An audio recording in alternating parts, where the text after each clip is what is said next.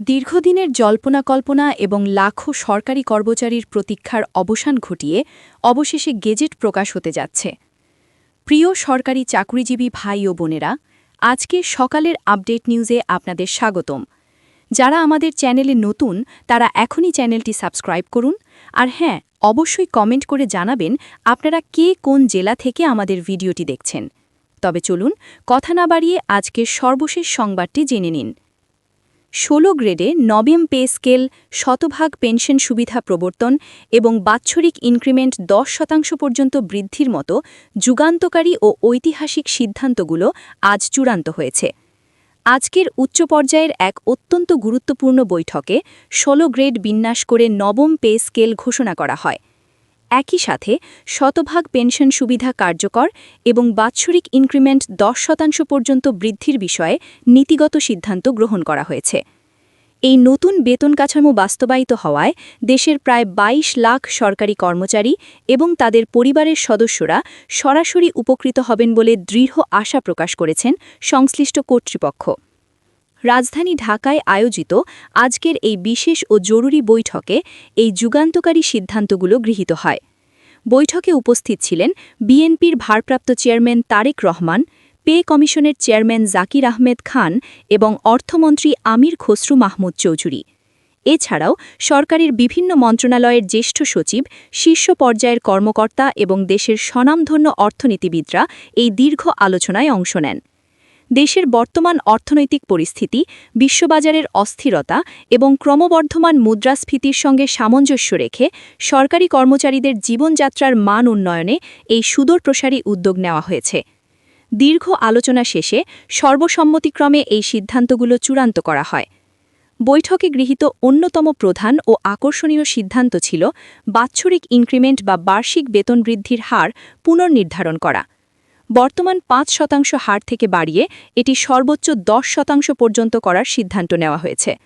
এর মাধ্যমে বিশেষ করে নিচুতলার কর্মচারীদের প্রকৃত আয় উল্লেখযোগ্য হারে বৃদ্ধি পাবে এবং বর্তমান ঊর্ধ্বমুখী বাজার দরের সাথে তাল মিলিয়ে চলা তাদের জন্য অনেক সহজ হবে। শুধু তাই নয়, পূর্বের ২০টি গ্রেডকে কমিয়ে ১৬টি গ্রেডে বিন্যস্ত করার এক সাহসী সিদ্ধান্ত নেওয়া হয়েছে। প্রশাসন বিশেষজ্ঞদের মতে এই নতুন বিন্যাস দীর্ঘদিনের বেতন বৈষম্য এবং আমলাতান্ত্রিক জটিলতা নিরসনে অত্যন্ত কার্যকর ভূমিকা রাখবে। এর ফলে পদোন্নতি এবং বেতন বৃদ্ধির ধাপগুলো আরও স্বচ্ছ ও যুগোপযোগী হবে। অবসরপ্রাপ্ত সরকারি কর্মচারীদের জন্য সবচেয়ে বড় সুখবর হিসেবে এসেছে শতভাগ পেনশন সুবিধা পুনরায় চালু করার চূড়ান্ত ঘোষণা। দীর্ঘদিন ধরে পেনশনের একটি বড় অংশ বাধ্যতামূলকভাবে লামসাম বা এককালীন হিসেবে তুলে নেওয়ার যে নিয়ম প্রচলিত ছিল, নতুন সিদ্ধান্তে তা বাতিল করা হয়েছে।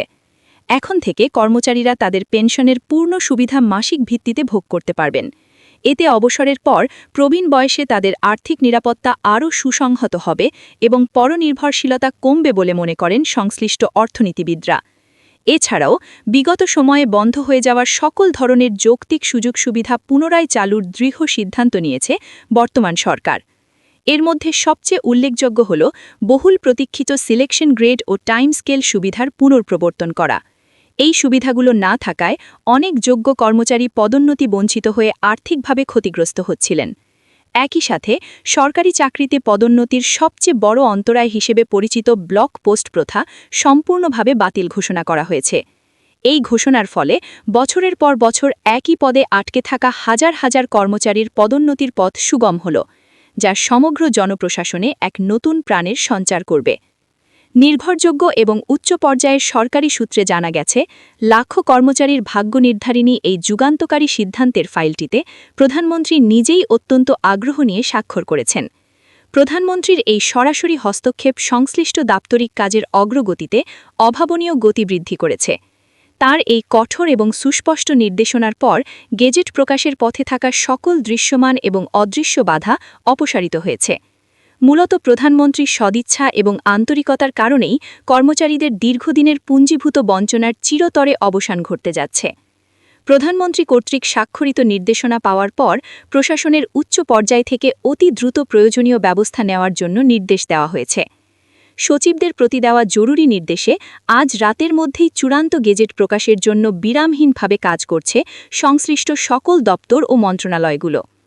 প্রশাসনের শীর্ষ কর্মকর্তাদের এই অনড় অবস্থানের মুখে সংশ্লিষ্ট ব্যক্তিবর্গ গেজেট চূড়ান্ত করার কাজ প্রায় শেষ করে এনেছেন। শুরু থেকেই পে কমিশন ও অর্থ মন্ত্রণালয়ের কিছু রক্ষণশীল কর্মকর্তা এই বাড়তি সুবিধা চালুর বিষয়ে এবং রাষ্ট্রীয় কোষাগারের উপর চাপ পড়ার যুক্তিতে দ্বিমত পোষণ করে আসছিলেন। তবে প্রধানমন্ত্রীর সরাসরি স্বাক্ষর এবং সচিবালয়ের শীর্ষ কর্মকর্তাদের দ্রুত বাস্তবায়নের কঠোর নির্দেশের পর তারা এই গেজেট প্রকাশে বাধ্য হয়েছেন। অর্থমন্ত্রী এবং পে কমিশনের কিছু নীতিগত সীমাবদ্ধতা বা দ্বিধা থাকলেও বৃহত্তর জনস্বার্থ এবং সাধারণ কর্মচারীদের দীর্ঘদিনের ন্যায্য দাবির মুখে তারা এখন এই গেজেট বাস্তবায়নে সর্বোচ্চ তৎপরতা দেখাচ্ছেন। এদিকে সচিবদের বিশেষ নির্দেশনায় আজ তারেক রহমানের বাসভবনে এক উচ্চ পর্যায়ের অত্যন্ত গুরুত্বপূর্ণ ও জরুরি বৈঠক অনুষ্ঠিত হয়েছে। দেশের বর্তমান অর্থনৈতিক পরিস্থিতি এবং শহরাঞ্চলের তীব্র আবাসন সমস্যার সমাধানে এই বৈঠকে সরকারি কর্মচারীদের বাড়ি ভাড়া ভাতা ৭০% উন্নীত করার এক যুগান্তকারী সিদ্ধান্ত নেওয়া হয়েছে। অনুষ্ঠিত এই নীতি নির্ধারণী বৈঠকে প্রশাসনের শীর্ষ পর্যায়ের সচিবগণ এবং সরকারের নীতি নির্ধারকরা উপস্থিত ছিলেন।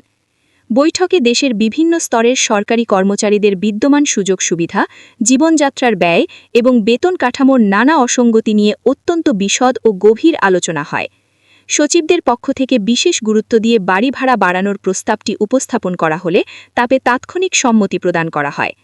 এই নতুন ও সময়োপযোগী সিদ্ধান্তের ফলে কর্মকর্তা ও কর্মচারীদের মূল বেতনের বিপরীতে বাড়ি ভাড়া ভাতা এখন থেকে সার্বজনীনভাবে ৭০% হারে প্রদান করা হবে। বর্তমানের তুলনায় ভাতার এই বিপুল বৃদ্ধি কর্মচারীদের মাসিক আয়ের ওপর এক বিশাল ইতিবাচক প্রভাব ফেলবে। বিশেষ করে যারা ঢাকা, চট্টগ্রাম বা অন্যান্য বিভাগীয় শহর ও মেগাসিটিতে কর্মরত আছেন, তাদের জন্য এই বর্ধিত ভাতা আশীর্বাদ স্বরূপ হবে। শহরের আকাশছোঁয়া আবাসন ব্যয় মেটাতে এই ভাতা তাদের জন্য একটি বড় ধরনের আর্থিক সহায়তা ও রক্ষাকবচ হিসেবে কাজ করবে। এর ফলে সরকারি কর্মচারীরা তাদের পরিবার পরিজন নিয়ে আরও উন্নত ও চিন্তামুক্ত জীবনযাপন করতে পারবেন, যা পরোক্ষভাবে তাদের কর্মক্ষেত্রে আরও বেশি মনোযোগী ও দুর্নীতিমুক্ত হতে সাহায্য করবে। সব মিলিয়ে নবম পে স্কেলের এই ঘোষণা দেশের জনপ্রশাসনে এক নতুন দিগন্তের উন্মোচন করতে যাচ্ছে। ভিডিওটি খুবই জরুরি, তাই দয়া করে সবার সাথে ভিডিওটি শেয়ার করতে ভুলবেন না। আর নতুন ভিডিও আপডেট পেতে এখনই চ্যানেলটি সাবস্ক্রাইব করুন।